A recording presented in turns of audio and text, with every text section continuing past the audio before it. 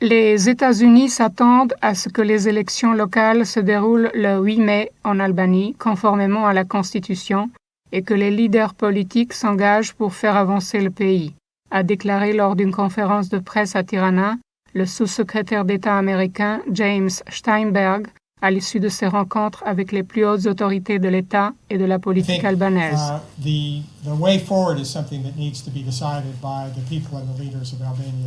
J'ai demandé à tous les responsables la même chose: le respect de l'État de droit et de la Constitution, le respect des institutions indépendantes, le respect du processus électoral, la participation aux processus électoraux et un débat civilisé. Ce n'est pas nous qui demandons ou voulons ces choses-là, mais c'est le peuple albanais tout entier. Le plus important, ce n'est pas ce qu'ils m'ont dit, mais ce qu'ils vont faire dans les jours qui viennent.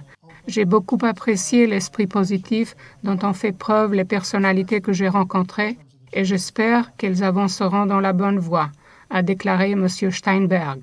En visite en Albanie, après les violentes manifestations du 21 janvier dernier, qui ont fait 4 morts, le sous-secrétaire d'État américain a souligné qu'on ne peut pas établir de parallèle entre les événements qui se sont produits en Albanie et ceux dans quelques pays d'Asie.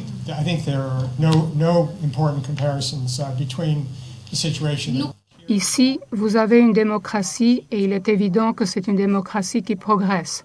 Vous avez une constitution démocratique et vous avez instauré l'état de droit. Les manifestations pacifiques sont importantes et elles sont un moyen pour exprimer ses points de vue. Vous avez déjà instauré la démocratie et il n'est pas nécessaire de recourir à des moyens non constitutionnels pour atteindre ce qu'il faut. C'est pour cette raison que nous appelons les partis politiques à s'appuyer sur les moyens constitutionnels qui sont à leur disposition pour exprimer leur point de vue et pour se faire écouter, a déclaré M. Steinberg.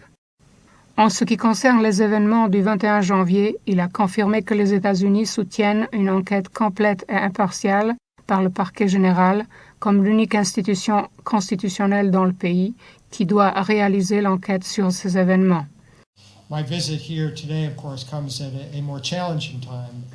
Nous sommes très désolés pour la perte de 4 vies humaines durant les manifestations du 21 janvier.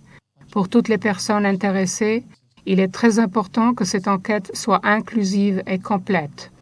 J'ai eu l'opportunité de rencontrer le procureur général et il m'a déclaré qu'elle était vouée à réaliser une enquête impartiale et complète.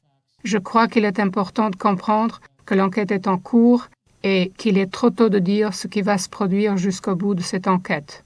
Nous, les États-Unis, nous sommes là pour vous accorder notre assistance technique pour une enquête impartiale et complète, a souligné le sous-secrétaire d'État américain.